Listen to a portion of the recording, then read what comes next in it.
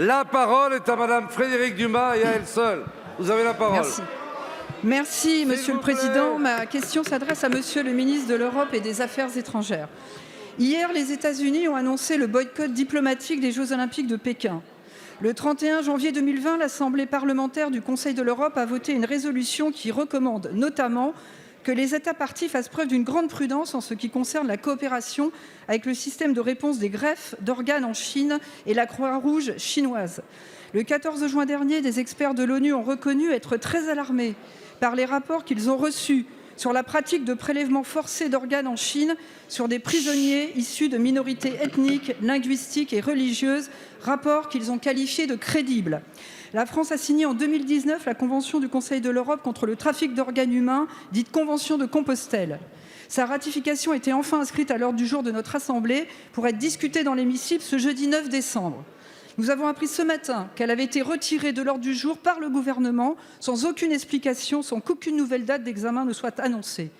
C'est ce même jour, le 9 décembre, que le Ouïghour Tribunal rendra son jugement sur les crimes contre l'humanité et le risque sérieux de génocide en cours commis contre les Ouïghours. Retirer ce texte dans ce contexte précis est donc un geste symbolique extrêmement grave. Monsieur le ministre, est-ce le signe du renoncement ou au contraire de la prise de conscience et du passage à l'acte ? Le gouvernement va-t-il ainsi prendre l'engagement de modifier le droit pénal français afin de permettre de lever les réserves que la France est un des rares pays signataires à avoir émises ?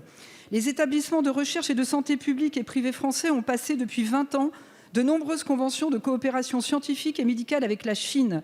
Or, si ces conventions prévoient bien évaluation et contrôle, il n'existe aucun outil concret et effectif pour les réaliser, comme l'a soulevé la DGOS.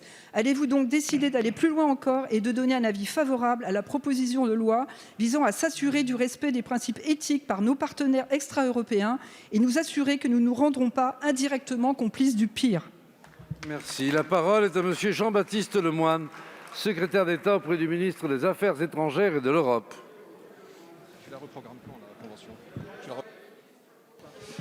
Merci Monsieur le Président, Mesdames et Messieurs les députés, Madame la députée. Sur ce sujet des droits de l'homme en Chine, et notamment de la situation des Ouïghours, la France, vous le savez, elle a toujours fait entendre sa voix, une voix forte, une voix qui s'est alliée d'ailleurs à celle des Européens. Et j'en veux pour preuve le régime de sanctions qui a été arrêté le 22 mars dernier. C'est historique depuis justement les événements de Tiananmen en 1989.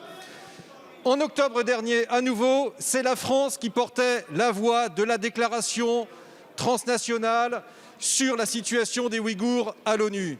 Et donc, vous le savez, nous ne transigeons en rien. Et d'ailleurs, nous appuyons la proposition d'Ursula von der Leyen afin d'interdire la commercialisation des produits issus du travail forcé.